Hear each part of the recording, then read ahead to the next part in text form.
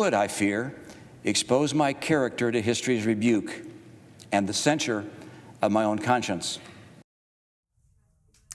Let's bring in now Crystal Hayes, Nancy Cook, Molly Hooper, and Keir Dougal. Crystal is a Washington correspondent for USA Today. Nancy is a White House reporter for Politico. Molly Hooper is a CBSN political contributor. Keir is a CBSN legal contributor and former assistant U.S. attorney for New York's Eastern District. Welcome to all of you. Crystal, so what exactly went into Senator Romney's decision to convict President Trump? We know he called it one of the most difficult decisions of his life.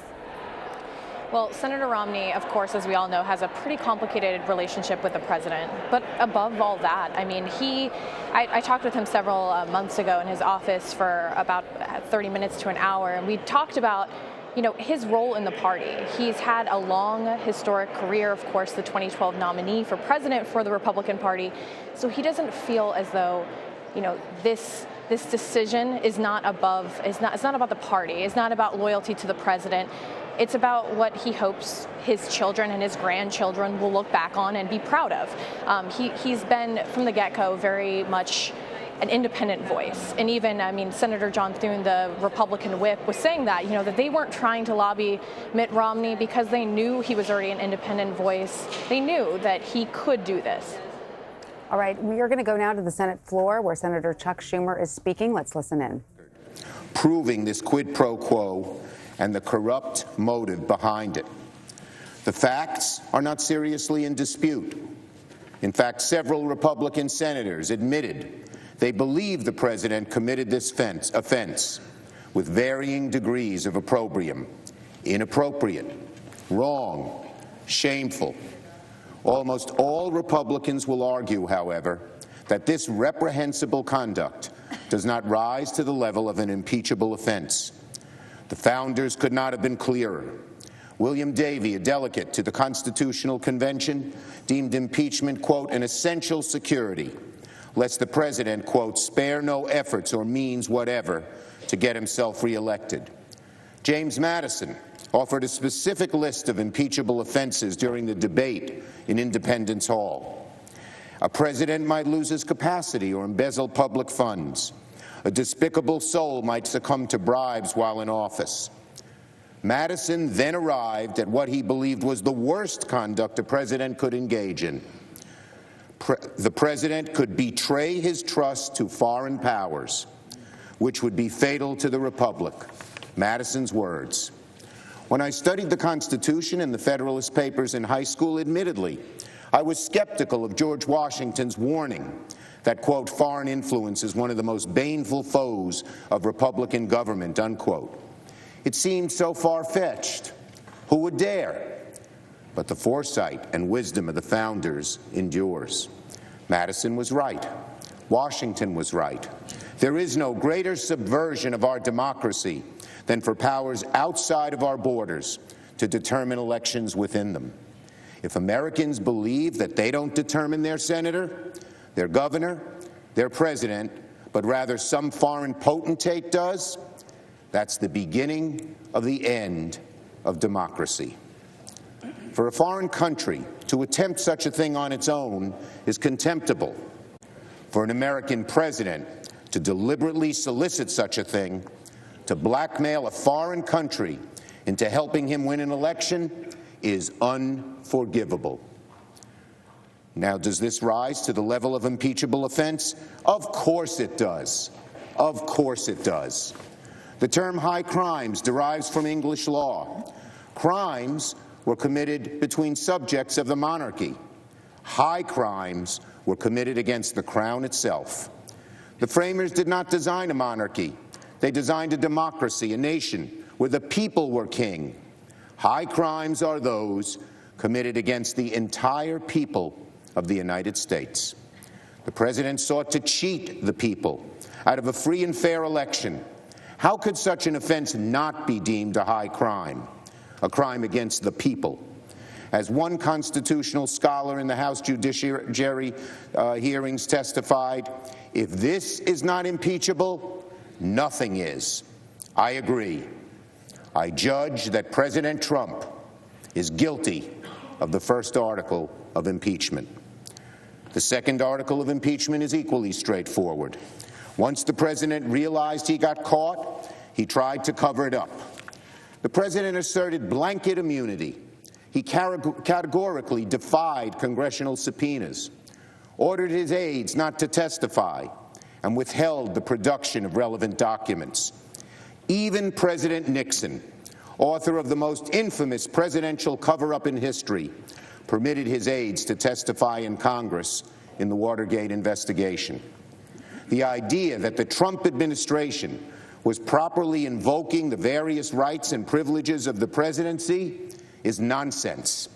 At each stage of the House inquiry, the administration conjured up a different bad faith justification for evading accountability. There is no circumstance under which the administration would have complied. When I asked the President's counsel twice to name one document or one witness the President provided to Congress, they could not answer. It cannot be that the President, by dint of legal shamelessness, can escape scrutiny entirely. Once again, the facts are not in dispute, but some have sought to portray the second article of impeachment as somehow less important than the first. It is not. The second article of impeachment is necessary if Congress is to ever hold a president accountable again, Democrat or Republican. The consequences of sanctioning such categorical obstruction of Congress would be far-reaching, and they will be irreparable.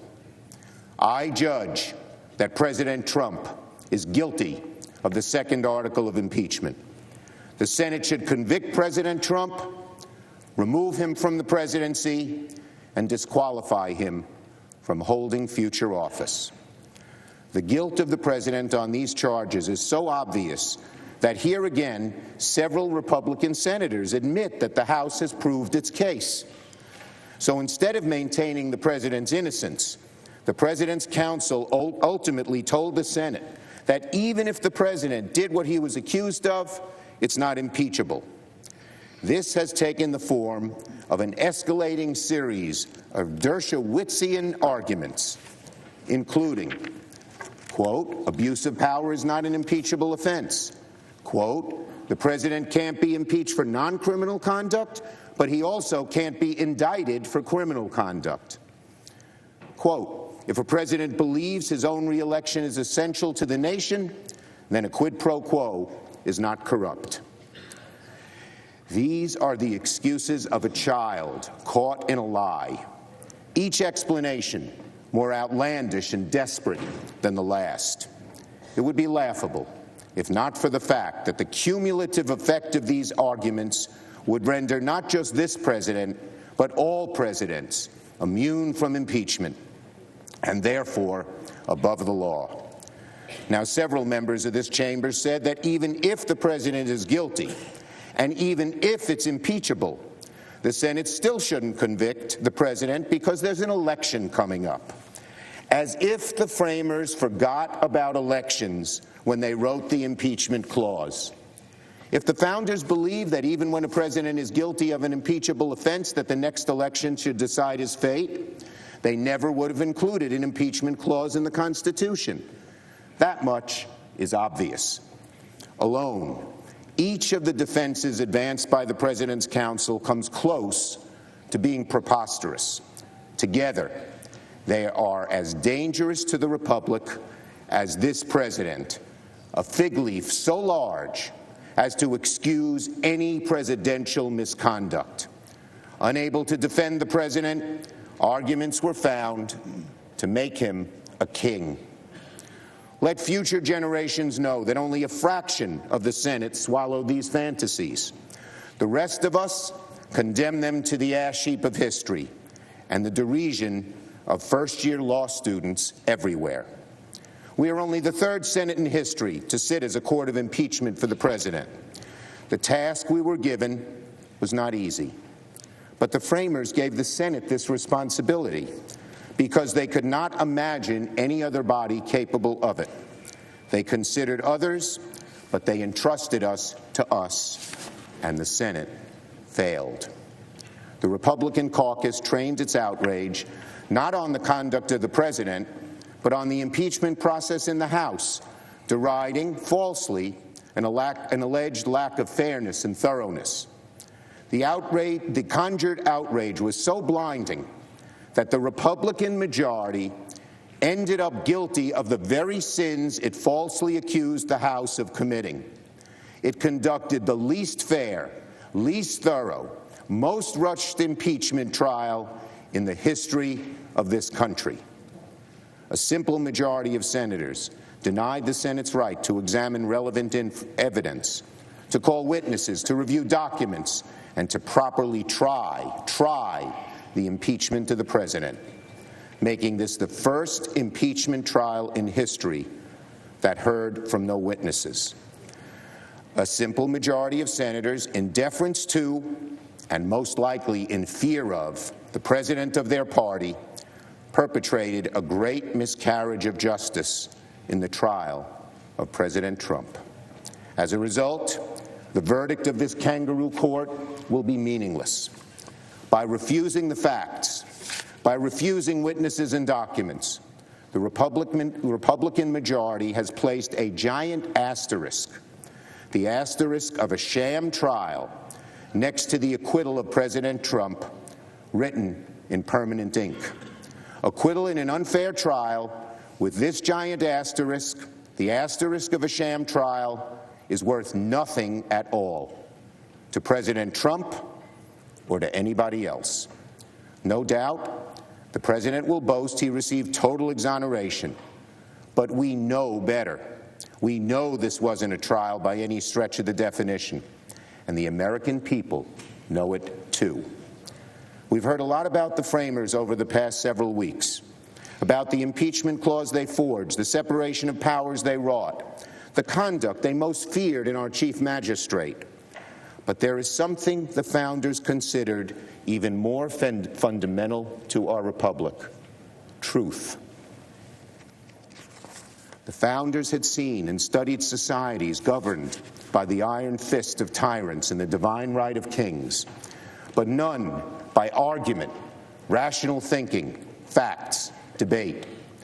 Hamilton said the American people would determine, quote, whether societies are really capable of establishing good government from reflection and choice, or forever destined to depend on accident and force. And what an astonishing thing the founders did. They placed a bet with long odds. They believed that reflection and choice would make us capable of self-government, that we wouldn't agree on everything, but at least we could agree on a common baseline of fact and of truth. They wrote a constitution with the remarkable idea that even the most powerful person in our country was not above the law and could be put on trial, a place where you seek truth. The faith our founders placed in us makes the failure of this Senate even more damning. Our nation was founded on the idea of truth, but there was no truth here. The Republican majority couldn't let truth into this trial. The Republican majority refused to get the evidence because they were afraid of what it might show. Our nation was founded on the idea of truth, but in order to countenance this president, you have to ignore the truth. Republicans walk through the halls with their heads down. They didn't see the tweet. They can't respond to everything he says. They hope he learned his lesson this time. Yes, maybe this time he learned his lesson. Our nation was founded on truth. But in order to excuse this president, you have to willfully ignore the truth and indulge in the president's conspiracy theories. Millions of people voted illegally. The deep state is out to get them. Ukraine interfered in our elections. You must attempt to normalize his behavior. Obama did it too, they falsely claim. Democrats are just as bad. Our nation was founded on the idea of truth. But this president is such a menace, so contemptuous of every virtue, so dishonorable, so dishonest, that you must ignore, indeed sacrifice, the truth to maintain his favor. The trial of this president, its failure, reflects the central challenge of this presidency and maybe the central challenge of this time in our democracy. You cannot be on the side of this president and be on the side of truth. And if we are to survive as a nation, we must choose truth. Because if the truth doesn't matter, if the news you don't like is fake, if cheating in an election is acceptable, if everyone is as wicked as the wickedest among us, then the hope for the future is lost. The eyes of the nation are upon this Senate, and what they see will strike doubt in the heart of even the most ardent patriot. The House managers established the president abused the great power of his office to try to cheat in an election, and the Senate majority is poised to look the other way. So I direct my final message, not to the House managers, not even to my fellow senators, but to the American people. My message is simple. Don't lose hope. There is justice in this world, and truth, and right. I believe that. I wouldn't be in this government if I didn't. Somehow, in ways we can't predict, with God's mysterious hand guiding us, truth and right will prevail. There have been dark periods in our history, but we always overcome. The Senate's opening prayer yesterday was Amos 5:24. Let justice roll down like water, righteousness like an ever-flowing stream. The long arc of the moral universe, my fellow Americans, does bend towards justice. America does change for the better, but not on its own. It took millions of Americans hundreds of years to make this country what it is today. Americans of every age and color and creed who marched and protested, who stood up and sat in. Americans who defended this democracy, this beautiful democracy, in its darkest hours. On Memorial Day in 1884, Oliver Wendell Holmes told his war-weary audience that, quote, whether one accepts from fortune her spade and will look downward and dig, or from aspiration her axe and cord, and will scale the ice, the one and only success which is yours to command is to bring to your work a mighty heart. I have confidence that Americans of a different generation, our generation, will bring to our work a mighty heart to fight for what's right, to fight for the truth, and never, never lose faith. I yield the floor. And that was Senator Chuck Schumer arguing for convicting the president. He said the president's counsel was unable to defend the president. He said instead they made arguments to make him a king. So, Molly, how would you respond to what Chuck Schumer said there? I mean, he's very impassioned, but at this point, isn't he just shouting into the wind a bit? Well, I don't want to opine on as to what he's doing, but it sort of sounds like that a little bit. Democrats have been coming to the floor and essentially making that same argument. You know, this country elected a president, not a monarch, and that's a refrain that you're hearing over and over and over again. But given that it's all but sure, you know, right, the president's all but sure to be acquitted, there's not much more to do except for the fact that the House can still keep going with their investigations, and which is something that it sounds like Jerry Nadler told reporters earlier this morning that, you know, he may in fact subpoena John Bolton to keep that investigation going. So what I have heard one or two Democrats say is, nowhere in the Constitution does it say you can't be impeached twice. All right, let's listen in to Senator Mitch McConnell on the Senate floor.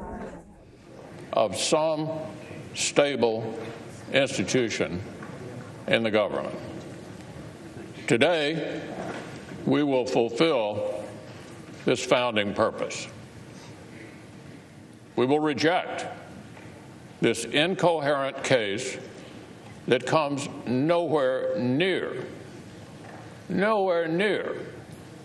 justifying the first presidential removal in history. This partisan impeachment will end today. But I fear the threat to our institutions may not, because this episode is one of a symptom of something much deeper. In the last 3 years, the opposition to this president has come to revolve around a truly dangerous concept.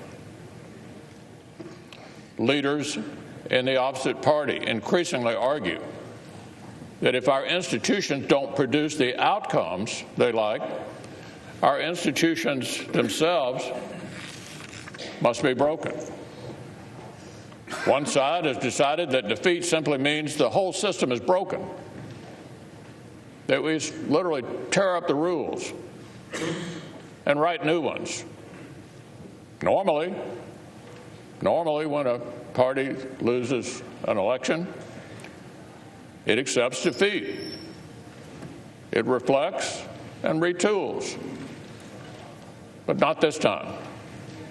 Within months, Secretary Clinton was suggesting her defeat was invalid.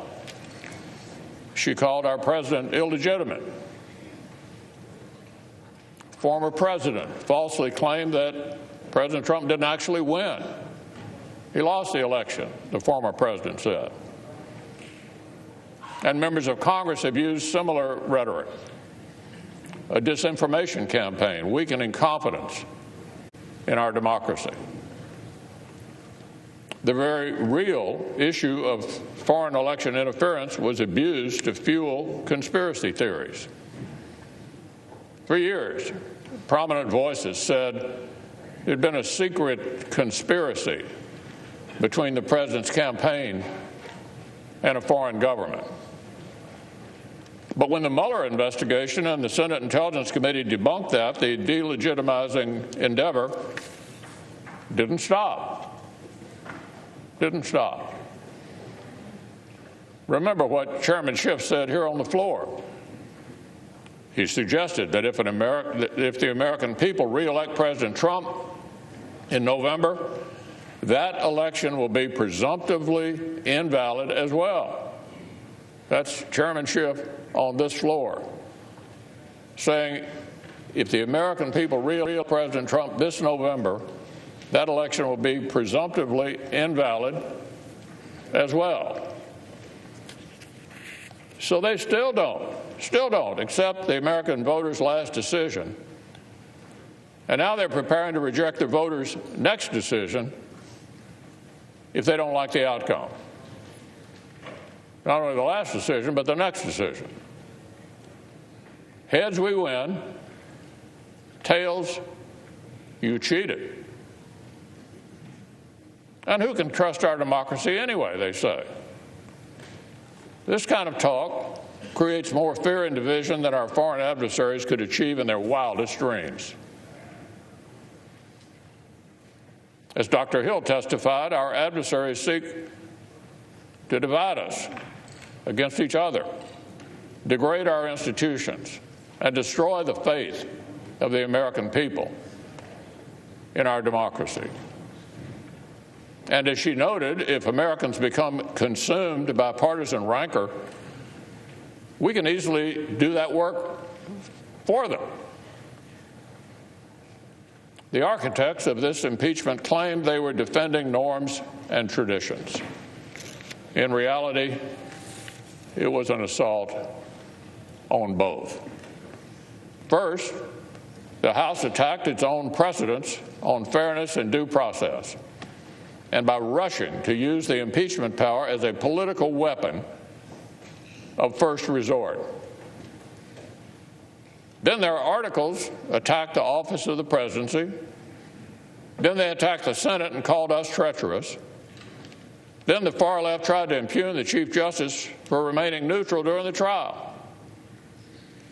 And now, for the final act, the Speaker of the House is trying to steal the Senate's sole power to render a verdict. The Speaker says she will just refuse to accept this acquittal. Speaker of the House says she refuses to accept this acquittal.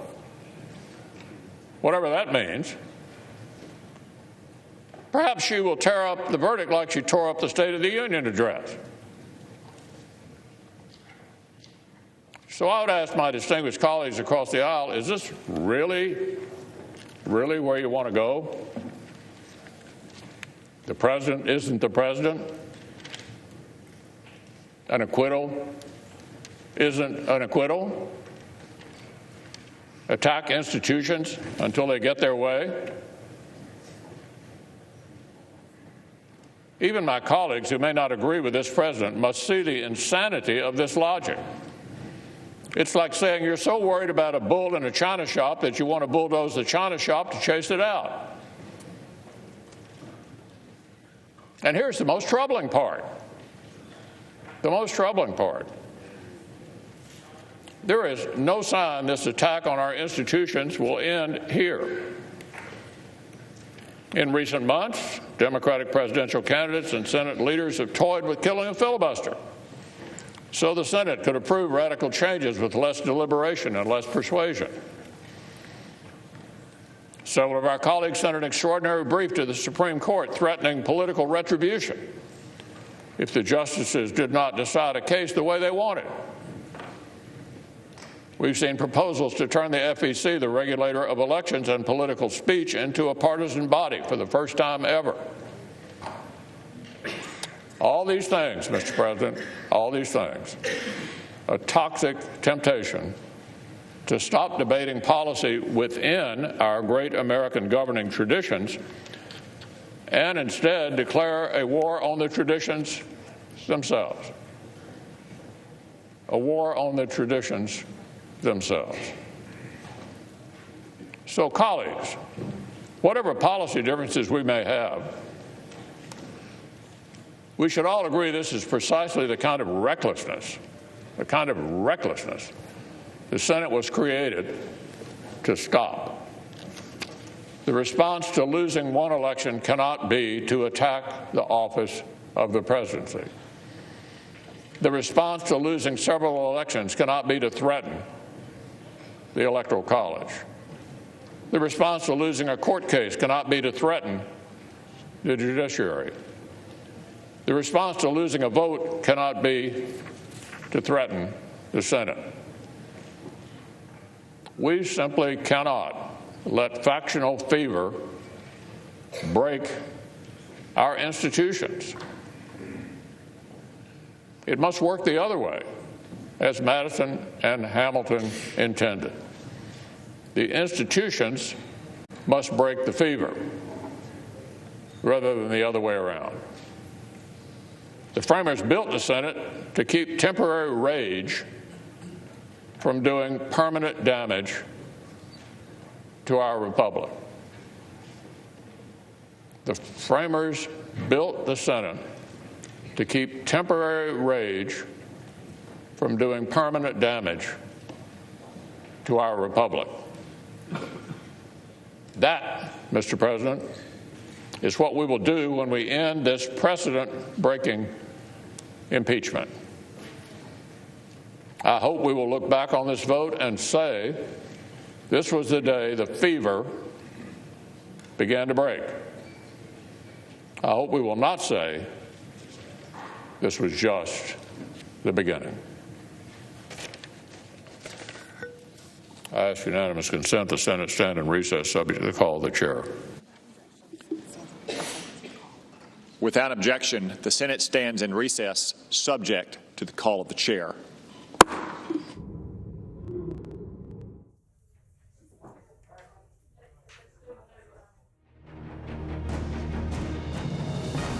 This is a CBS News special report. I'm Norah O'Donnell in Washington. The final chapter in the impeachment of President Donald Trump is about to be written. 134 days after the House impeachment inquiry was announced, the Senate will vote on whether to remove him from office. This is only the third such vote in our history. 2/3, or 67 of the 100 senators, would need to vote yes for President Trump to be removed from office. Now, barring a last-minute surprise, that's not going to happen. The vote is expected to go largely usually along party lines. But there is one bombshell. Earlier today, we learned Republican Mitt Romney said he will vote yes on removal. And he spoke just a short time ago on the Senate floor. My faith is at the heart of who I am.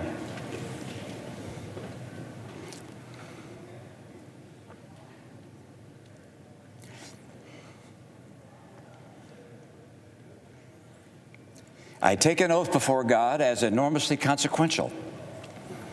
I knew from the outset that being tasked with judging the president, the leader of my own party, would be the most difficult decision I have ever faced. I was not wrong. And another late decision. We've just learned that West Virginia Democrat Joe Manchin will vote to remove the president, as will Red State Democrat Doug Jones of Alabama. Republican Susan Collins of Maine told us yesterday she will vote no. Now, senators are considering 2 articles of impeachment, abuse of power, and obstruction of Congress. Want to bring in now Nancy Cordes, who is on Capitol Hill. And Nancy, to hear Senator Romney say that Trump's actions were, quote, as egregious an assault on the Constitution as can be made. A stunningly tough rebuke of the president. That's right, Nora, and he went on to say that he worried that he would be rebuked by history if he didn't vote to convict. Instead, he's going to settle for the rebuke of his party because there is now a great deal of anger that the president will not be able to claim universal victory among Republicans. He will lose 1 Republican, and it appears he will not gain any Democratic support because in addition to Manchin and Jones, as you mentioned, Nora, we are now hearing that Kyrsten Sinema, senator from Arizona, a Democrat, has told the Arizona Republic that she, too, is going to vote guilty on both counts. So Democrats stand united, and it appears that this will be a 52-48 vote on both articles of impeachment. All right, Nancy Cordes, stand by. I want to bring in Major Garrett, who is at the White House, and the president had hoped for a bipartisan vote for acquittal. In fact, what he ended up with is a bipartisan vote to convict. Very narrowly bipartisan vote to convict, but it is a big disappointment for this White House, Nora. For weeks now, the White House has been saying, hey, watch a couple of these Senate Democrats. They're probably going to break the president's way. House managers simply did not make the case, and because the Trump support is so strong in those states, like West Virginia, the White House kept saying, we're probably going to get a bipartisan majority to not convict this president, and that will be its own kind of victory, quite separate from acquittal, which is the biggest issue of all. So these developments, a disappointment here at the White House, but the main issue, president is not going to be removed from office. That's an anticlimactic conclusion that was never in doubt, but the White House would have preferred to see some Democrats side with the White House. All right, Major, thank you. Want to bring in our panel. John Dickerson is our senior political analyst and 60 Minutes correspondent. Margaret Brennan is the moderator of Face the Nation. CBS News political analyst Reince Priebus, who was President Trump's first chief of staff, and CBS News political contributor Joel Payne, a Democratic strategist. Welcome to all. John, you heard the Senate Majority Leader talk about the role of the United States Senate is essentially a way to protect against the temporary rage of causing permanent damage. Does this have an effect on the presidency? Yes. Now, different sides will tell you what the effect is. He went all the way back to Hamilton and Jefferson. I think we're going to listen to the Majority Leader now. The clerk will now read the first article of impeachment. Article 1, Abuse of Power. The Constitution provides that the House of Representatives, quote, shall have the sole power of impeachment, unquote, and that the president, quote, shall be removed from office on impeachment for and conviction of treason, bribery, or other high crimes and misdemeanors, close quote. In his conduct of the office of President of the United States, and in violation of his constitutional oath faithfully to execute the office of President of the United States, and, to the best of his ability, preserve, protect, and defend the Constitution of the United States, and in violation of his constitutional duty to take care that the laws be faithfully executed, Donald J. Trump has abused the powers of the presidency in that, using the powers of his office, President Trump solicited the interference of a foreign government, Ukraine, in the 2020 United States presidential election.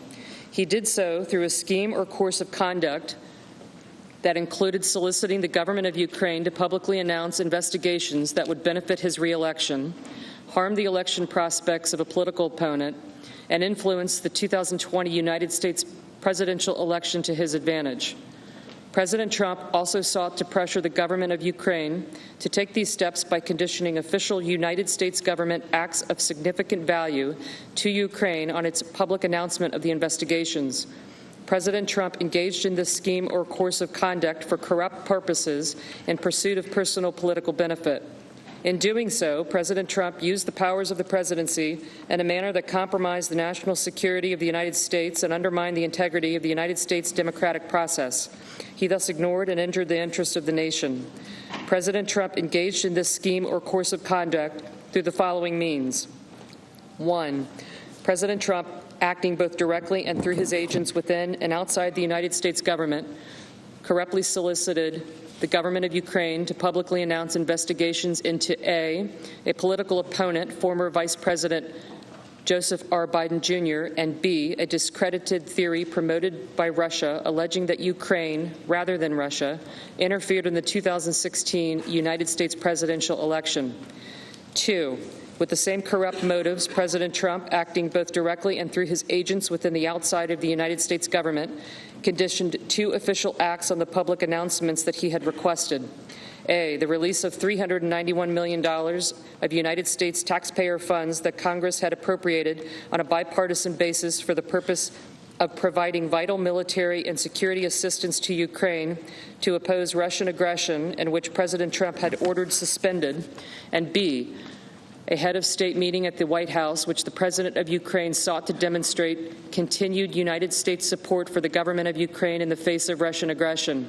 3, faced with the public revelation of his actions, President Trump ultimately released the military and security assistance to the government of Ukraine and has persisted in openly and corruptly urging and soliciting Ukraine to undertake investigations for his personal political benefit. These actions were consistent with President Trump's previous invitations of foreign interference in United States elections. In all of this, President Trump abused the powers of the presidency by ignoring and injuring national security and other vital national interests to obtain an improper personal political benefit. He has also betrayed the nation by abusing his high office to enlist a foreign power in corrupting democratic elections. Wherefore, President Trump, by such conduct, has demonstrated that he will remain a threat to national security and the Constitution if allowed to remain in office, and has acted in a manner grossly incompatible with self-governance and the rule of law.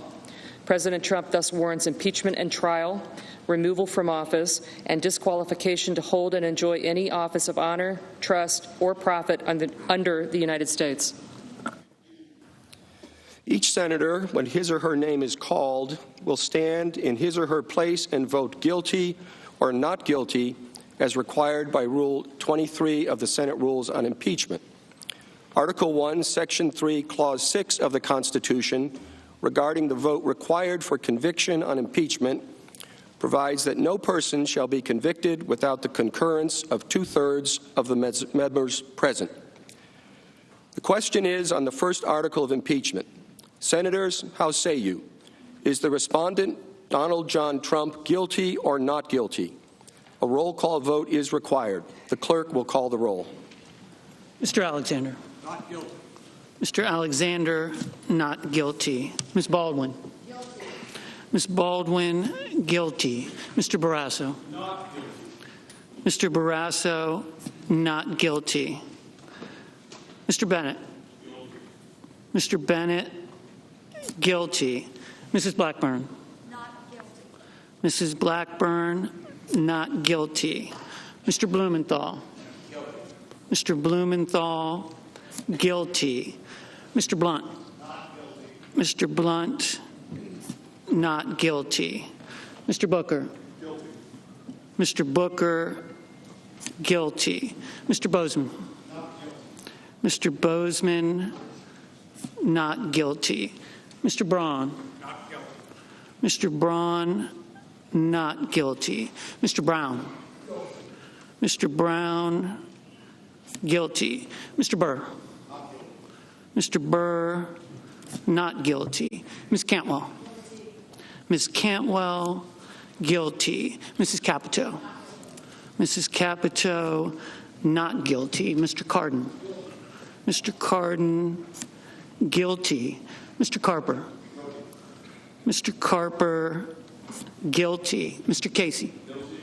Mr. Casey, guilty. Mr. Cassidy.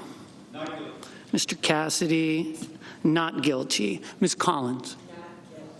Ms. Collins, not guilty. Mr. Coons. Mr. Coons, guilty. Mr. Cornyn. Mr. Cornyn, not guilty. Ms. Cortez Masto. Ms. Cortez Masto, guilty. Mr. Cotton. Not guilty. Mr. Cotton, not guilty. Mr. Kramer. Mr. Kramer, not guilty. Mr. Crapo. Mr. Crapo, not guilty. Mr. Cruz. Mr. Cruz, not guilty. Mr. Daines. Mr. Daines, not guilty. Ms. Duckworth. Ms. Duckworth, guilty. Mr. Durbin.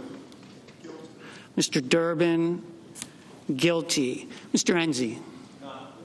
Mr. Enzi, not guilty. Ms. Ernst. Ms. Ernst, not guilty. Mrs. Feinstein. Mrs. Feinstein, guilty. Mrs. Fisher. Mrs. Fisher, not guilty. Mr. Gardner. Mr. Gardner, not guilty. Mrs. Gillibrand. Mrs. Gillibrand, guilty. Mr. Graham. Mr. Graham, not guilty. Mr. Grassley. Mr. Grassley, not guilty. Ms. Harris. Ms. Harris, guilty. Ms. Hassan.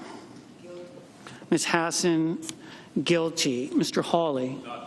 Mr. Hawley, not guilty. Mr. Heinrich.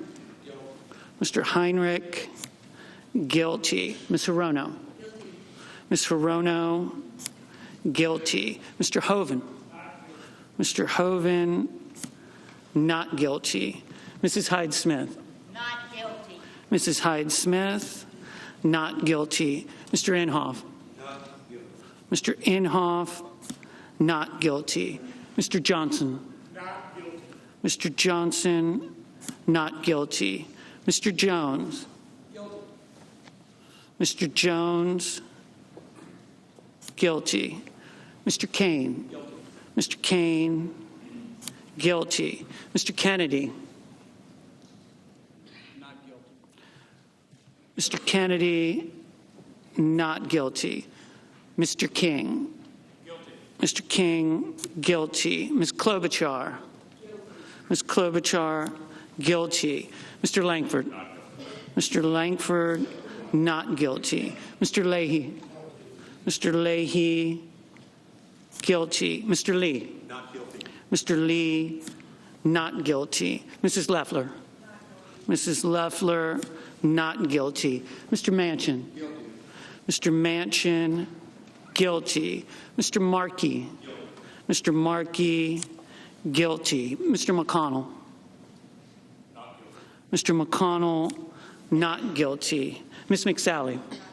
Ms. McSally, not guilty. Mr. Menendez. Guilty. Mr. Menendez, guilty. Mr. Merkley. Mr. Merkley, guilty. Mr. Moran. Not. Mr. Moran, not guilty. Ms. Murkowski. Ms. Murkowski, not guilty. Mr. Murphy. Guilty. Mr. Murphy, guilty. Mrs. Murray. Mrs. Murray, guilty. Mr. Paul. Not guilty. Mr. Paul, not guilty. Mr. Perdue. Not. Mr. Perdue, not guilty. Mr. Peters. Guilty. Mr. Peters, guilty. Mr. Portman. Not guilty. Mr. Portman, not guilty. Mr. Reed. Guilty. Mr. Reed, guilty. Mr. Risch. Not. Mr. Risch, not guilty. Mr. Roberts. Not guilty. Mr. Roberts, not guilty. Mr. Romney. Guilty. Mr. Romney, guilty. Ms. Rosen. Guilty. Ms. Rosen, guilty. Mr. Rounds. Not guilty. Mr. Rounds, Not guilty. Mr. Rubio? Mr. Rubio, not guilty. Mr. Sanders? Guilty. Mr. Sanders, guilty. Mr. Sass? Mr. Sass, not guilty. Mr. Schatz? Mr. Schatz, guilty. Mr. Schumer? Mr. Schumer, guilty. Mr. Scott of Florida? Mr. Scott of Florida, not guilty. Mr. Scott of South Carolina? Mr. Scott of South Carolina, not guilty. Mrs. Shaheen? Mrs. Shaheen, guilty. Mr. Shelby? Mr. Shelby, not guilty. Ms. Sinema? Ms. Sinema, guilty. Ms. Smith? Ms. Smith, guilty. Ms. Stabenow? Ms. Stabenow, guilty. Mr. Sullivan? Mr. Sullivan, not guilty. Mr. Tester? Mr. Tester, guilty. Mr. Thune? Mr. Thune, not guilty. Mr. Tillis? Mr. Tillis, not guilty. Mr. Toomey? Mr. Toomey, not guilty. Mr. Udall? Mr. Udall, guilty. Mr. Van Hollen? Mr. Van Hollen, guilty. Mr. Warner? Mr. Warner, guilty. Ms. Warren? Guilty. Ms. Warren, guilty. Mr. Whitehouse? Guilty. Mr. Whitehouse, guilty. Mr. Wicker?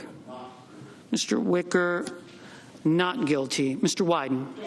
Mr. Wyden, guilty. Mr. Young? Not guilty. Mr. Young, not guilty.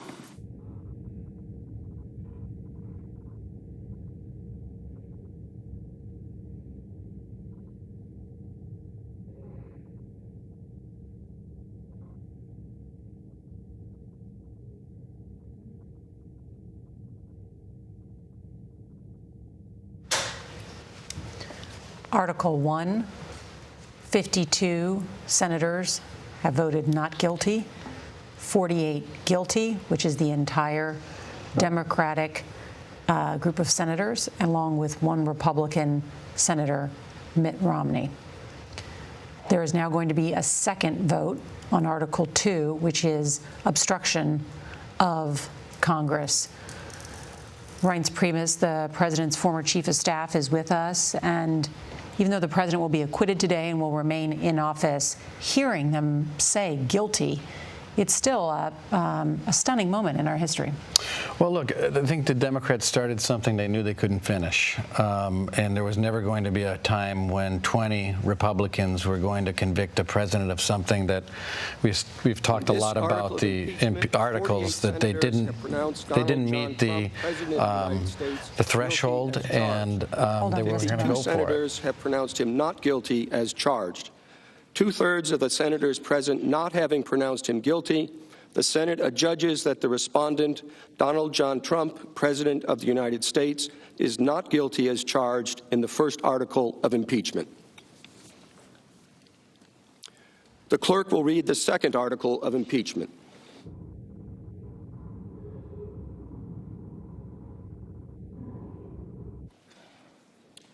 Article 2, obstruction of Congress. The Constitution provides that the House of Representatives shall have the sole power of impeachment and that the President shall be removed from office on impeachment for and conviction of treason, bribery, or other high crimes and misdemeanors. In his conduct of the office of the President of the United States and in violation of his constitutional oath faithfully to execute the office of President of the United States and, to the best of his ability, preserve, protect, and defend the Constitution of the United States, and in violation of his constitutional duty to take care that the laws be faithfully executed, Donald J. Trump has directed the unprecedented, categorical, and indiscriminate defiance of subpoenas issued by the House of Representatives pursuant to its sole power of impeachment, President Trump has abused the powers of the presidency in a manner offensive to and subversive of the Constitution, in that the House of Representatives has engaged in an impeachment inquiry focused on President Trump's corrupt solicitation of the government of Ukraine to interfere in the 2020 United States presidential election. As part of this impeachment inquiry, the committee's undertaking the investigation serves subpoenas seeking documents and testimony deemed vital to the inquiry from various executive branch agencies and offices and current and former officials. In response, without lawful cause or excuse, President Trump directed executive branch agencies, offices, and officials not to comply with those subpoenas. President Trump thus interposed the powers of the presidency against the lawful subpoenas of the House of Representatives and assumed to himself functions and judgments necessary to the exercise of the sole power of impeachment vested by the Constitution in the House of Representatives. President Trump abused the powers of his high office through the following means. 1, directing the White House to defy a lawful subpoena by withholding the production of documents sought therein by the committees. 2, directing other executive branch agencies and offices to defy lawful subpoenas and withhold the production of documents and records from the committees, in response to which the Department of State, Office of Management and Budget, Department of Energy, and Department of Defense refused to produce a single document or record. 3, directing current and former executive branch officials not to cooperate with the committees, in response to which 9 administration officials defied subpoenas for testimony, namely John Michael Mick Mulvaney, Robert B. Blair, John A. Eisenberg, Michael Ellis, Kristen Wells Griffith, Russell T. Vaught, Michael Duffy, Brian McCormick, and T. Ulrich Breckbull. These actions were consistent with President Trump's previous efforts to undermine United States government investigations into foreign interference in United States elections.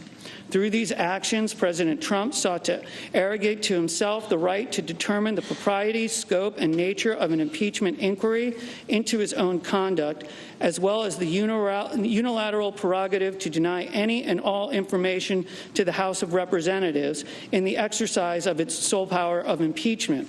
In the history of the Republic, no president has ever ordered the complete defiance of an impeachment inquiry or sought to obstruct and impede so comprehensively the ability of the House of Representatives to investigate high crimes and misdemeanors. This abuse of office served to cover up the president's own repeated misconduct and to seize and control the power of impeachment, and thus to nullify a vital constitutional safeguard vested solely in the House of Representatives. In all of this, President Trump has acted in a manner contrary to his trust as president and subversive of the constitutional government, to the great prejudice of the cause of law and justice, and to the manifest injury of the people of the United States. Wherefore, President Trump, by such conduct, has demonstrated that he will remain a threat to the Constitution if allowed to remain in office, and has acted in a manner grossly incompatible with self-governance and the rule of law. President Trump thus warrants impeachment and trial, removal from office, and disqualification to hold and enjoy any office of honor, trust, or profit under the United States. The question is on the second article of impeachment. Senators, how say you? Is the respondent, Donald John Trump, guilty or not guilty? The clerk will call the roll. Mr. Alexander. Not guilty. Not guilty. Ms. Baldwin. Guilty. Mr. Barrasso. Not guilty. Mr. Bennett. Guilty. Mrs. Blackburn. Not guilty. Not guilty. Mr. Blumenthal. Guilty. Mr. Blunt. Not guilty. Mr. Booker. Guilty. Mr. Bozeman. Not guilty. Mr. Braun. Not guilty. Mr. Brown. Guilty. Mr. Burr. Not guilty. Ms. Cantwell. Guilty. Mrs. Capito. Not guilty. Mr. Cardin. Guilty. Mr. Carper.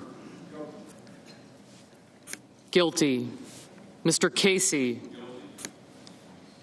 Guilty. Mr. Cassidy. Not guilty. Ms. Collins. Not guilty. Mr. Coons.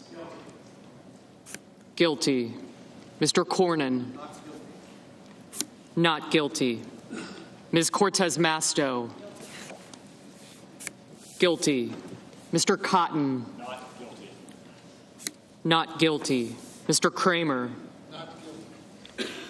Not guilty. Mr. Crapo. Not guilty. Mr. Cruz. Not guilty. Mr. Daines. Not guilty. Ms. Duckworth. Guilty. Mr. Durbin. Guilty. Mr. Enzi. Not guilty. Ms. Ernst. Not guilty. Mrs. Feinstein. Guilty. Mrs. Fisher. Not guilty. Mr. Gardner. Not guilty. Mrs. Gillibrand. Guilty. Mr. Graham. Not guilty. Mr. Grassley. Not guilty. Ms. Harris. Guilty. Ms. Hassan. Guilty. Mr. Hawley. Not guilty. Mr. Heinrich. Guilty. Ms. Hirono. Guilty. Mr. Hoven. Not guilty. Mrs. Hyde-Smith. Not guilty. Not guilty. Mr. Inhofe. Not guilty. Mr. Johnson. Not guilty. Not guilty. Mr. Jones. Guilty. Mr. Kane. Guilty. Mr. Kennedy. Not guilty. Not guilty. Mr. King. Guilty. Ms. Klobuchar. Guilty. Mr. Lankford. Not guilty. Mr. Leahy. Guilty. Mr. Lee. Not guilty. Not guilty. Mrs. Loeffler. Not guilty. Mr. Manchin. Guilty. Mr. Markey. Guilty. Mr. McConnell. Not guilty. Ms. McSally. Not guilty. Mr. Menendez. Guilty. Mr. Merkley. Guilty. Mr. Moran. Not guilty. Ms. Murkowski. Not guilty. Mr. Murphy. Guilty. Mrs. Murray. Guilty. Mr. Paul. Not guilty. Not guilty. Mr. Perdue. Not guilty. Mr. Peters. Guilty. Mr. Portman. Not guilty. Mr. Reed. Guilty. Mr. Risch. Not guilty. Not guilty. Mr. Roberts. Not guilty. Mr. Romney. Not guilty. Ms. Rosen. Guilty. Mr. Rounds. Not guilty. Mr. Rubio. Not guilty. Mr. Sanders.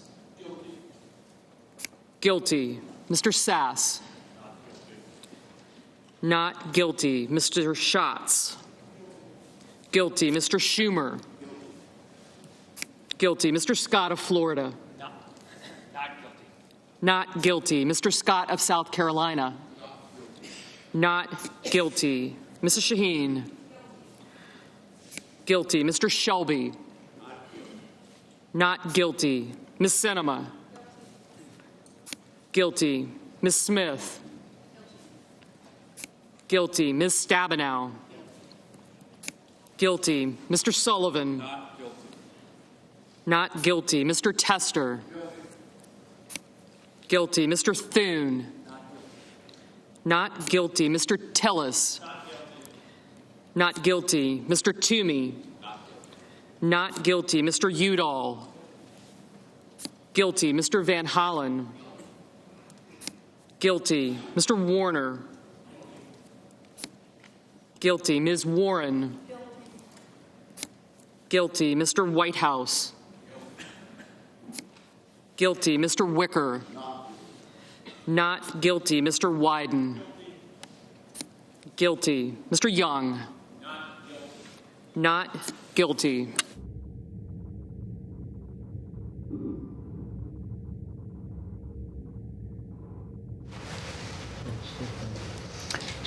The President of the United States will remain in office as senators have voted in the majority to hold the president not guilty on Articles 1 and 2 in the articles of impeachment passed by a Democratic House of Representatives, largely along party lines, except for one exception. Republican Senator Mitt Romney of Utah, who voted with Democrats on Article 1, which is abuse of power, where he voted on this guilty. Article of impeachment, 47 senators have pronounced Donald John Trump, President of the United States, guilty as charged. 53 senators have pronounced him not guilty as charged. 2/3 of the senators present not having pronounced him guilty, the Senate adjudges that respondent Donald John Trump, President of the United States, is not guilty as charged in the second article of impeachment. The presiding officer directs judgment to be entered in accordance with the judgment of the Senate as follows. The Senate, having tried Donald John Trump, President of the United States, upon 2 articles of impeachment exhibited against him by the House of Representatives, and 2/3 of the senators present not having found him guilty of the charges contained therein, it is therefore ordered and adjudged that the said Donald John Trump be, and he is hereby, acquitted of the charges in said articles. Mr. Chief Justice. The Majority Leader is recognized. I send an order to the desk. The clerk will report.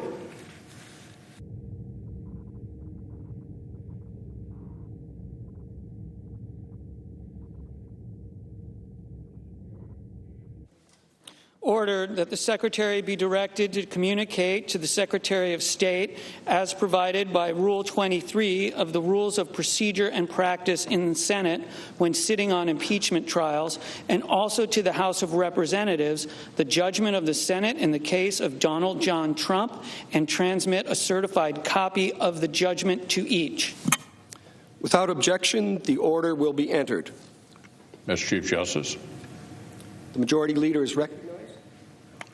Before this process fully concludes, I want to very quickly acknowledge a few of the people who helped the Senate fulfill our duty these past weeks. First and foremost, I know my colleagues join me in thanking Chief Justice Roberts for presiding over the Senate trial with a clear head, steady hand, and the forbearance that this rare occasion demands.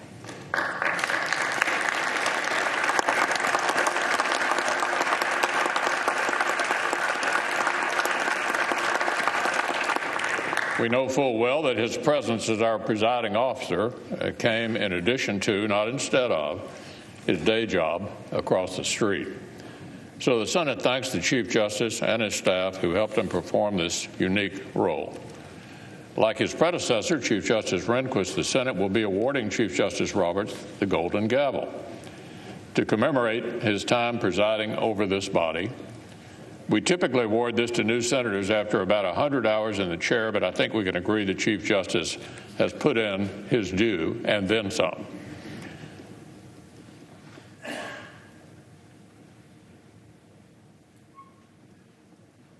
page is delivering the gavel.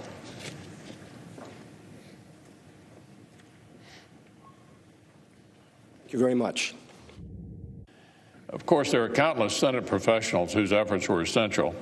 I'll have more thorough thanks to offer next week to all of those teams, from the Secretary of the Senate's office to the parliamentarians, to the Sergeant-at-Arms team, and beyond. But there are 2 more groups I'd like to single out now. First, The two different classes of Senate pages who participated in this trial, their footwork and cool under pressure literally kept the floor running. Our current class came on board right in the middle of the third presidential impeachment trial in American history and quickly found themselves hand-delivering 180 question cards from senators' desks to the dais. No pressure, right, guys? So thank you all very much for your good work.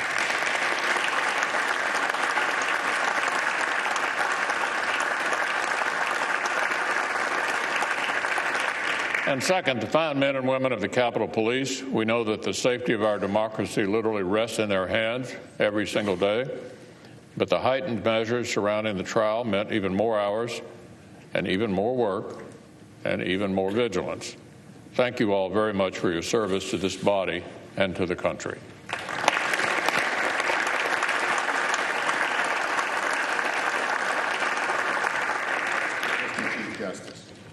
The chair recognizes the Democratic leader. I join the Republican leader in thanking the personnel who aided the Senate over the past several weeks.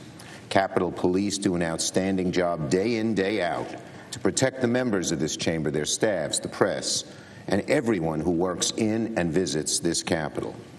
They were asked to work extra shifts and in greater numbers to provide additional security over the past 3 weeks. Thank you to every one of them.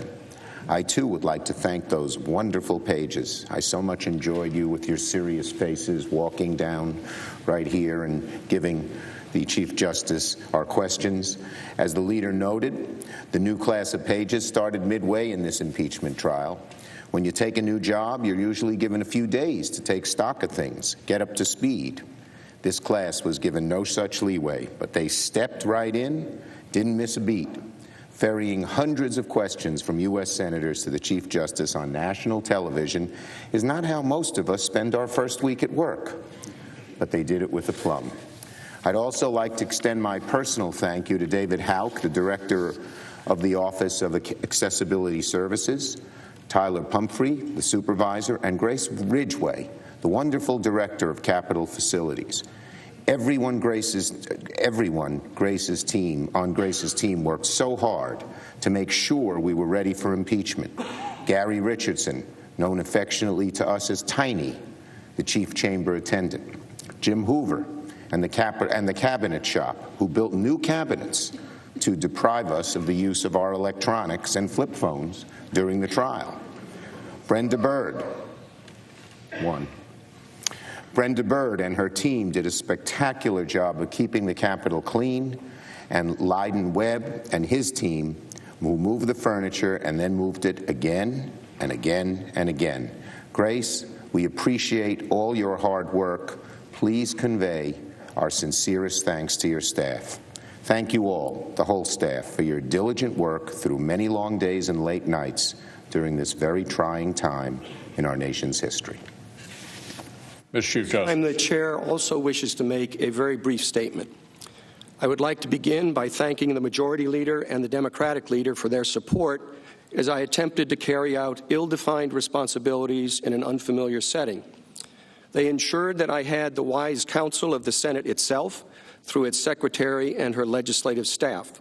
I am especially grateful to the parliamentarian and her deputy for their unfailing patience and keen insight.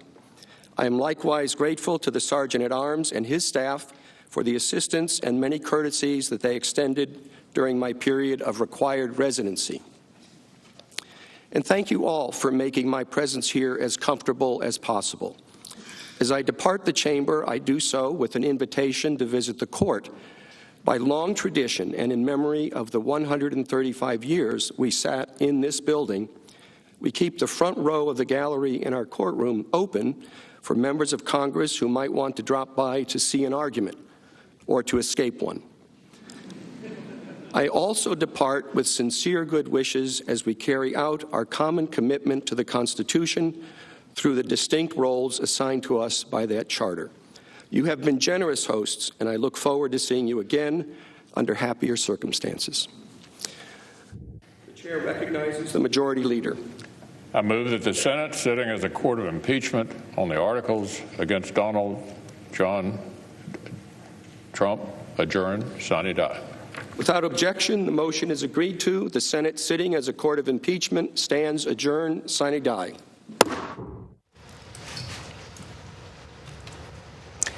And thus ends the era of impeachment, I guess, against President Donald Trump, as the president has been acquitted on both charges, both articles of impeachment against the president, including abuse of power and obstruction of justice. Want to go to Major Garrett, our chief Washington correspondent, with reaction from there at the White House. Major?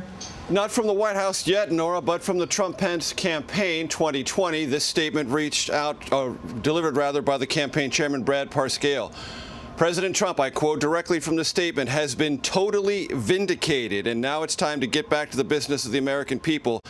I'm reading again, direct quote. The do-nothing Democrats know they can't beat him, so they had to impeach him.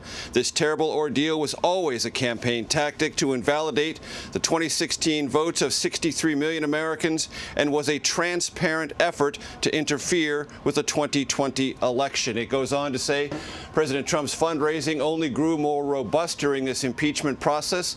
That's certainly what the Republican National Committee and the Trump campaign have always represented, and there is some indication, Nora, the president's approval rating in a series of polls also ticked up slightly as the impeachment process wore on. All right, Major, thank you. Want to bring in our panel, John Dickerson, our senior political analyst and 60 Minutes correspondent, Margaret Brennan, the moderator of Face the Nation, CBS News political analyst Reince Priebus, who is President Trump's first chief of staff, and CBS News political contributor Joel Payne, a Democratic strategist. Joel, first to you. You hear the response, first not from the White House, but from the president's campaign manager, who took a look at this last poll numbers and showed that the president's support, even among his base, actually has grown. One of his best approval ratings thus to date. What do the Democrats do now? Well, I think that's significant what you say, that the campaign responded first. It's clear that the president's on a war footing, so to speak, where it relates to impeachment.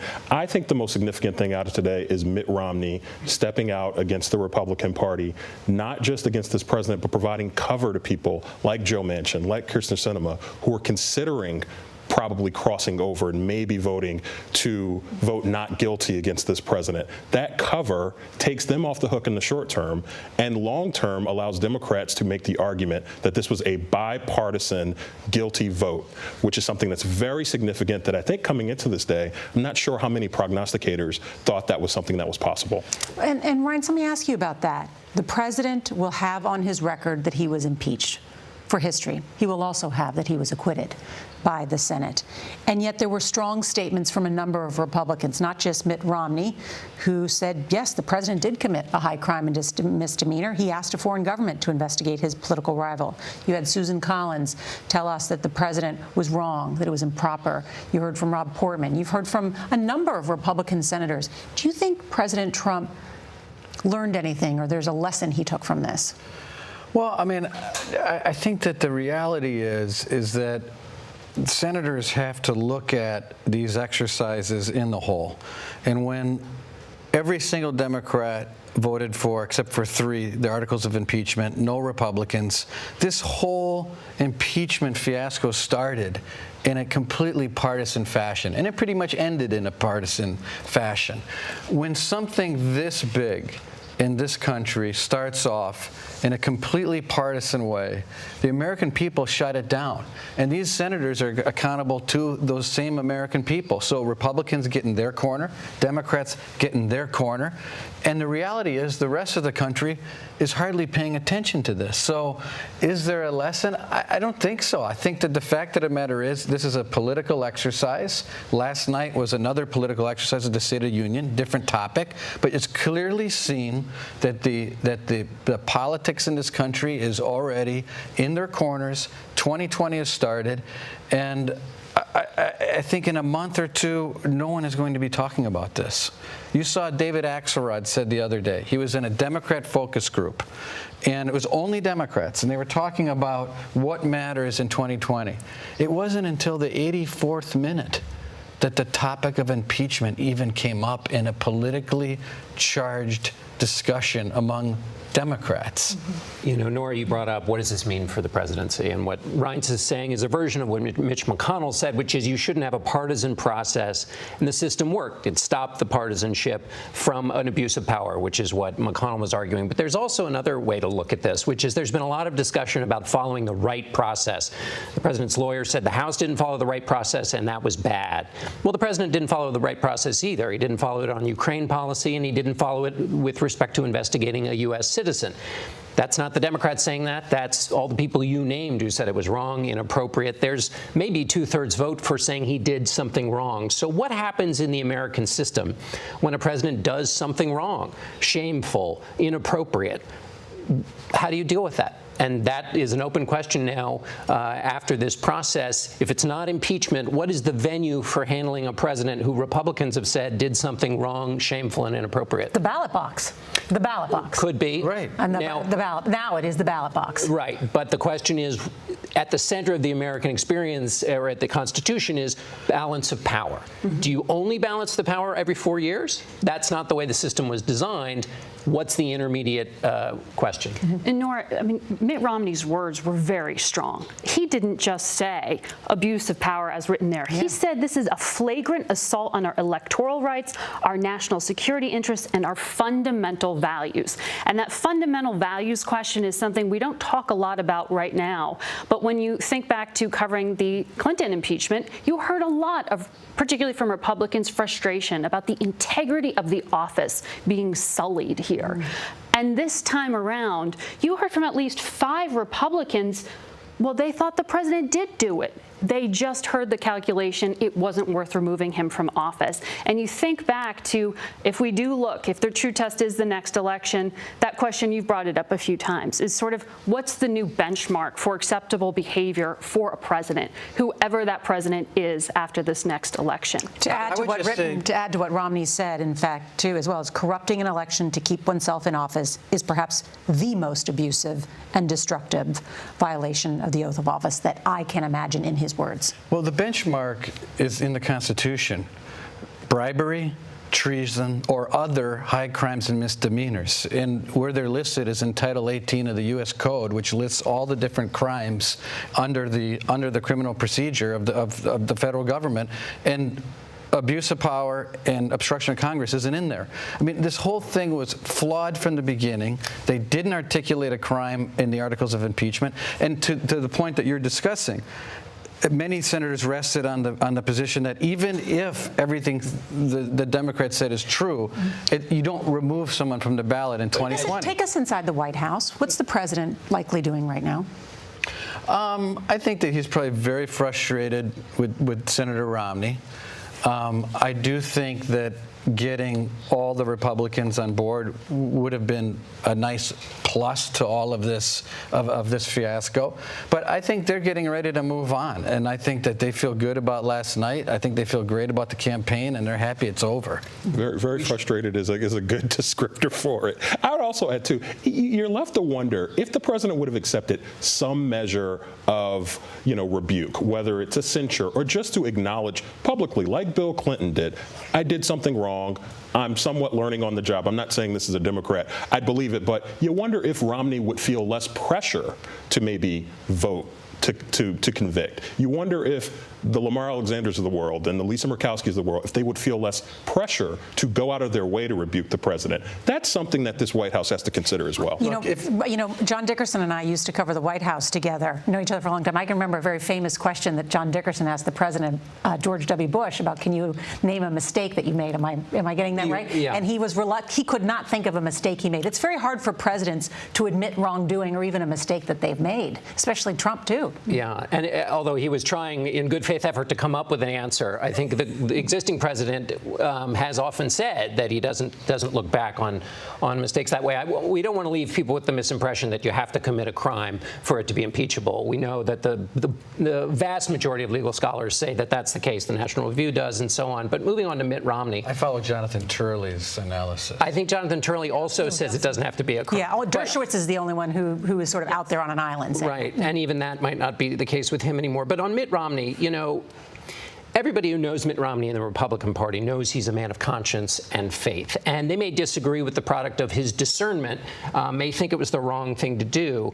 but presumably every other Republican senator consulted their conscience and their faith and came up with their decision. So now that Mitt Romney is being vilified, Don Jr. Has said he should be kicked out of the Republican conference, those other Republican senators who relied on their conscience as well presumably would stand up for their colleague, may not agree with his decision, but his right to ask his conscience and come up with a verdict.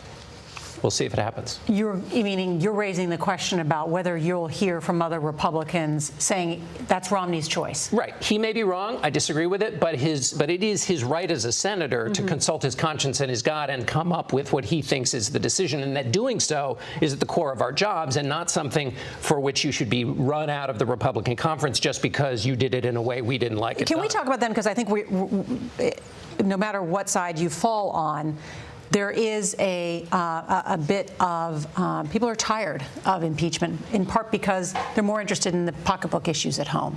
You can hear it from the Democratic Party. We heard from Speaker Pelosi yesterday saying the three most important issues to the Democratic Party are health care, health care, and health care. You know, the president last night didn't talk about impeachment. He talked about issues that he believes he's done well on and perhaps wants to address in the future. How does anything get done when the President of the United States has absolutely no relationship with the Speaker of the House? In fact, it seems the two of them hate one another. And they just speak past each other, even on those issues and concepts of common interest, like we talked about during the State of the Union, the lowering prescription drug prices and the like. I think the expectations could not be lower for any kind of legislation. However, you have had these olive branches with Speaker Pelosi. You know, the White House handed her a pretty big capitulation in terms of some changes on biologics and the like with that North American free trade deal. She did extend a bit of a hand, but as we saw visibly in front of the cameras last night, that hand was not accepted.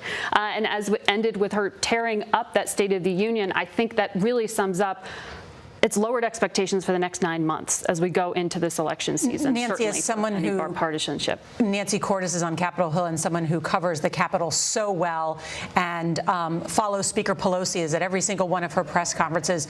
Was this out of character for her? It was, Nora. In fact, Speaker Pelosi is often the one lecturing her fellow Democrats to show decorum, not to get overheated, particularly at these high drama moments. And so the fact that she ripped up the pages of this speech, not just once, but twice, was definitely out of character for her. A number of Democrats I spoke to today came to her defense, even as they acknowledged that it was unusual, and both sides are still smarting over it. In fact, the Senate's Republican leader, Mitch McConnell, just said right before this vote that perhaps Speaker Pelosi will tear up this verdict the way she tore up the State of the Union speech. So the bad feelings that you've been talking about are going to continue, especially because while impeachment may now be behind us, the investigations are not. House Judiciary Chairman Jerry Nadler just said this morning that the House does indeed plan to subpoena John Bolton, the former National Security Advisor, to testify before the House because he was not called before the Senate. The House is still seeking to get a hold of the president's tax records, his financial records. They could win those court cases this year. And so, you know, the two sides are still going to be on a war footing here for months to come. And we're just watching Nancy, Senator Joe Manchin talking to reporters at the Ohio Clock, explaining his vote. Many had thought that the Democratic senator from West Virginia, the former governor of West Virginia, might be someone who would vote to acquit the president of the United States, but ultimately he sided with his own party and voted guilty on both articles of impeachment. John, where do you see this president heading from here? Does he move on from the fact that he was impeached? Does he continue to mention it as a way to hammer his opponents? I think he'll use it as, I can't imagine, having watched him, that he won't take occasional impeachment detours.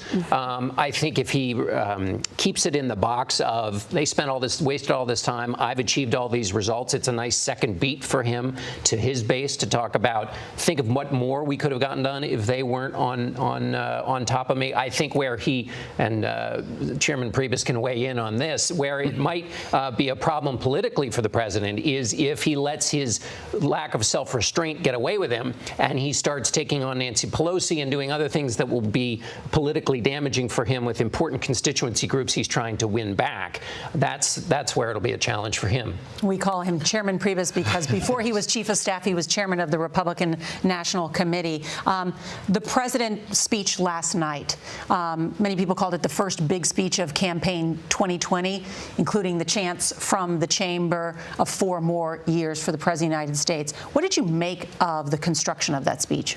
I thought it was the launch of the 2020 campaign. I thought that it was pretty raw. It was well, it was glitzy. It was well produced, and I thought it got under the skin of every Democrat. They were raging as time went on, and it was the type of theater that if you're a Republican, you're watching it, you're getting more and more excited as everything's moving along. Everything from school choice, the choice, to bring that up, to have that great little girl there, should have forced the Democrats to stand and clap for a little girl, the reunion of the veteran, and then the in-your-face Rush Limbaugh honor from the balcony. I mean, it was perfectly designed, I think, to launch the 2020 campaign and to just drive the Democrats nuts. And they did it, and Nancy Pelosi cracked.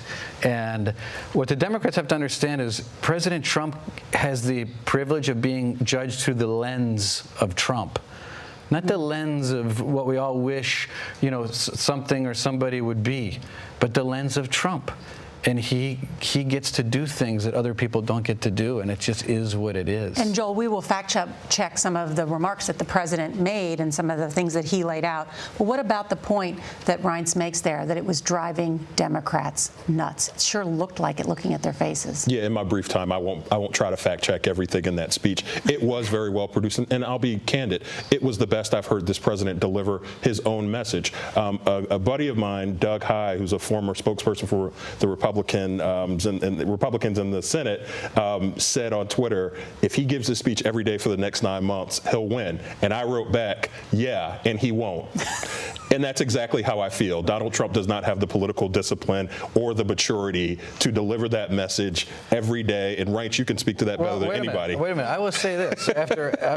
After Access Hollywood weekend in 2016, the president went on a 3-week, 5-speech a day, no media interviews, not one, all the way through the election day, and obviously shocked the world. So he can do that I wouldn't count him out at all to do what he did last night, at least more consistently. And Joel, do you think that Democrats fell into the Trump trap?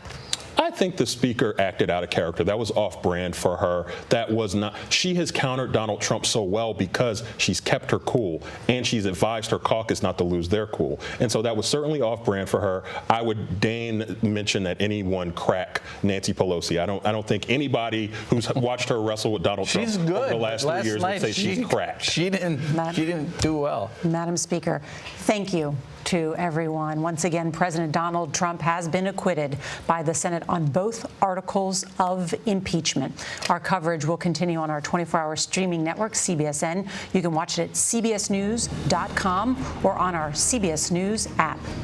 There will be more.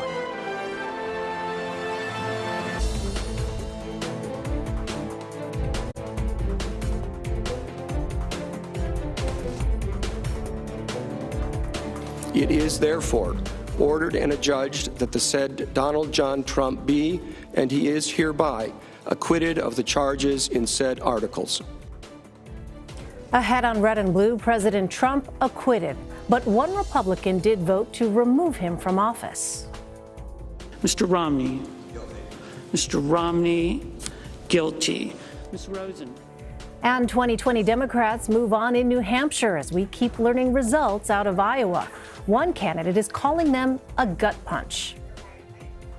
Hi, everyone. I'm Elaine Quijano. The Senate has officially voted to acquit President Trump on both articles of impeachment.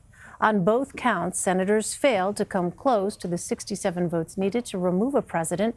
On Article 1, abuse of power, the count was 52 to 48, with one Republican, Mitt Romney, voting guilty.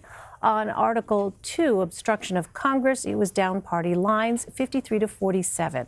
Let's bring in Paula Reed, Molly Hooper, and Keir Dugal. Paula is a CBS News White House correspondent. Molly is a CBSN political contributor and veteran Capitol Hill reporter. And Keir is a CBSN legal analyst and former federal prosecutor. Welcome to all of you. Paula, how did the White House prepare for this expected acquittal?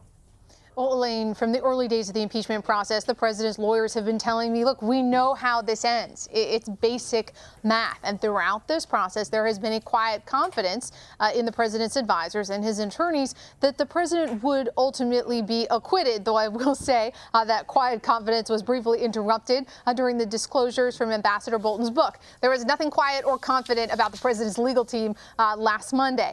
But going forward, they wanted to provide him a vigorous defense, and that's why you saw them trying to block documents, block witnesses.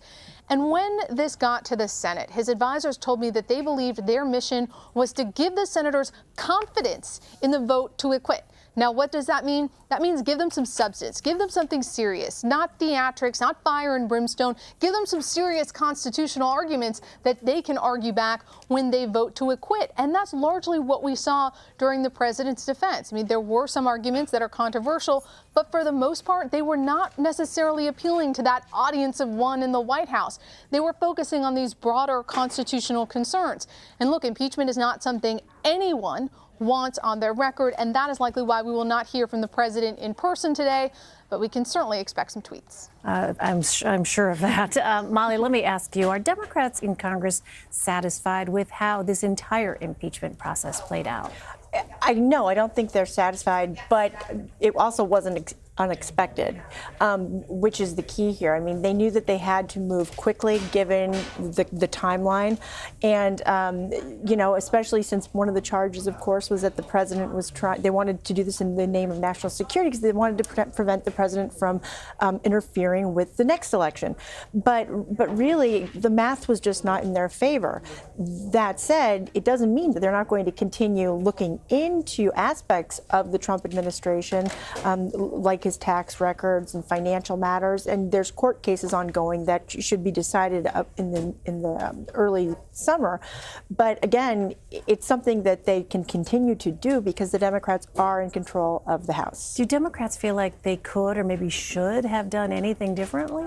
Well, I think that if you, I don't know if they would admit it, but I think privately there have been some more moderate Democrats, some of those individuals in the districts that Donald Trump won in 2016 who would have preferred the Intelligence Committee Chairman Adam Schiff and Jerry Nadler, the Judiciary Committee Chairman, to really follow through on those subpoenas for John Bolton and the other individuals and document requests, as opposed to letting them all just drop and moving the case to the Senate. If they had sort of dotted the T's and crossed the I's, perhaps that would have been a better case for senators like Lisa Murkowski, who said that the House didn't do their full job. And one moderate Democrat called it just sloppy work. Keir, so now what are the potential impacts of this acquittal for future presidents? Right. So to follow up on what Molly just said, I think we'll see whether or not there are changes in the next impeachment. And so one of the things that I will look for is whether or not in the interim there's been legislation that would require the federal courts to expedite these conflicts between the executive branch and the legislative branch over executive privilege. And if not, if the future House is faced with perhaps an urgent need to gather information without courts that are willing to move quickly, I would look to see whether the House Sergeant-at-Arms goes out and buys handcuffs and builds jail cells, and the Congress, the House, resorts to its inherent contempt authority to hold contemners, people who get subpoenas and aren't responding, either in contempt or literally to arrest them. Yeah, we talked about that possibility. Keir, I want to dig into some of the terms that we're using here. So senators voted either guilty or not guilty in what's being referred to as an acquittal. But is that the same thing as being exonerated? No, it's not. In the legal sense, no, it's not. What it means is that the House's charges were not proven. It's not a finding of innocence. Molly, you can probably address this better. As a political matter, I'm sure that President Trump will claim exoneration, but as a legal matter, no. So let me turn to you, Paula, actually, for that question, because we have heard the president and his allies, for instance, say the Mueller report showed no collusion when, in fact, it did not address that question. So should we expect similar messaging now? Well, let's be clear about what the special counsel's report ultimately found. They found that they could not charge collusion between the Trump campaign and Russia. But on the question of obstruction and the president's efforts to interfere in their investigation, they couldn't clear him. And they said that was largely based on the fact that the Justice Department presently does not believe the president of the United States can be charged. That was not a total exoneration, but that's what the president has said about the Mueller report. He argued he was completely cleared. Do we expect him to try to do that here? Absolutely. Though Senator Mitt Romney made it a little bit more difficult for the president to try to spin this. At the end of the day, he has been impeached. But when it comes to the process, you're already seeing the Trump campaign attacking the process as partisan. They're saying that they have already been vindicated. They argue that this process was undertaken by Democrats because they, quote, can't beat him. So they, quote, had to impeach him. And they continue to try to paint the impeachment process as an effort to invalidate the 2016 election and, looking forward, try to undermine the 2020 election. That's really, I think, the kind of argument you're going to hear from the White House and from the campaign, trying to undermine the legitimacy of this process, because it's a little bit harder to paint it as a total exoneration. Molly, I want to ask you about Senator Mitt Romney, because back in 2012, of course, before he became president, private citizen Donald Trump endorsed Mitt Romney for president. Remind us how the two got to where we are right now. Well, that may be, but in 2016, Romney called Donald Trump a phony and a fraud and did not back the president. However, fast forward a few months, and Romney was talking to President Trump, or President-elect Trump, about being his Secretary of State. So these two have had a very tumultuous relationship, and on again, off again. And over the past year and a half, it really has been high and low. And, it started when Mitt Romney, when revelations came out, the Mueller report and also what's been going on, Romney has used terms like appalling and wrong for President Trump to call on China and Ukraine to investigate the Bidens, to which the president, and this is in October, responded on Twitter, he is a pompous ass, referring to Mitt Romney, who has been fighting me from the beginning, except when he begged me for my endorsement for his Senate run. I gave it to him. And when he begged me for Secretary of State, I didn't give it to him. And so that sort of started a snowball effect here. And again, there's no love lost between these two. None at all. Well, Paula, so is the focus now solely on re-election, or are there legislative agenda goals that the White House actually wants to accomplish? Look, absolutely, the focus is on 2020, getting reelected, right? That's any politician's first and second job. But behind the scenes, of course, there are people who go to the White House who don't work on impeachment. Most of the people there behind the scenes, they're there because they want to work on substantive issues. And if you talk to officials in the administration, there is an appetite to work on prescription drug reform, to work on infrastructure issues, even tax cuts, the one the president has promised. Now, we saw the USMCA, that was passed with bipartisan support at the height of the impeachment process. So there is some expectation that you could get something done, but the question is what? When it comes to infrastructure, it's very difficult to do something on infrastructure at the federal level with broad bipartisan support. It's mostly a local issue.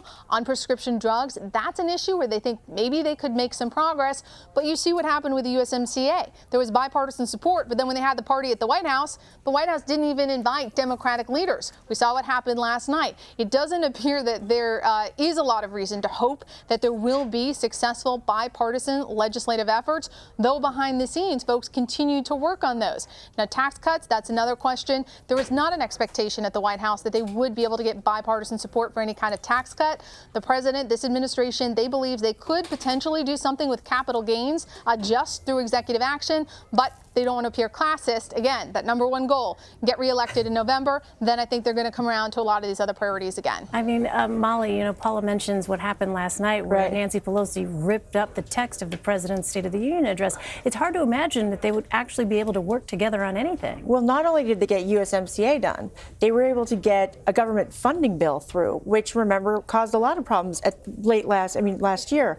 And, bear in mind that happened, Speaker Pelosi and Donald Trump were not speaking to each other. They hadn't spoken to each other since October. So when you see these efforts and the White House legislative folks going out and talking, I think it will be done on the committee chairman level. Richie Neal from the Ways and Means Committee has a good relationship with Bob Lighthizer. They've had been doing a lot of work together. And so again, I think it's going to be more so on the committee chairman level and not so much on the leadership level. Meantime, Keir, House Judiciary Chair Jerry Nadler said today the House will likely issue a subpoena for former National Security Advisor John Bolton. What power do they actually have to compel him to testify? Well, they have the subpoena. The subpoena is an order. And so then the question will be if Mr. Bolton now objects after saying that he would testify in the Senate, if he now objects for some reason because he doesn't want to be in the House, will the House go to court and try to enforce its subpoena, the sort of standard playbook, or will Jerry Nadler consider the inherent contempt mechanism that the House has? All right. Molly, is it possible for the House to open up another impeachment process at this point? Possible, but not probable. One Democrat pointed out nowhere in the Constitution does it say you can only impeach the president once. All right. So stay tuned, I guess. Stay tuned. And, and the other facet of all this is whistleblowers. The whistleblower who sparked this entire inquiry. Today, Jerry Nadler actually made a point of asking Christopher Wray, the FBI director, about the protections of whistleblowers, and he did that in his first round of questions. So, who knows? We might see whistleblowers coming out of the woodworks or not, but the oversight committees up on Capitol Hill are prepared to handle those reports and whatever comes up. So yet more things to keep our eyes on. Possibly, here in the yes. weeks ahead. All right, Paula Reed, Molly Hooper, and Keir Dugal, thank you all very much. Thank you. Coming up, we're still learning about results out of Iowa, but Democrats have already moved on to New Hampshire. We'll have the latest on the race. You're streaming Red and Blue. As some of you may know, they are still counting votes in Iowa. I assume that one of these years that vote count will be completed.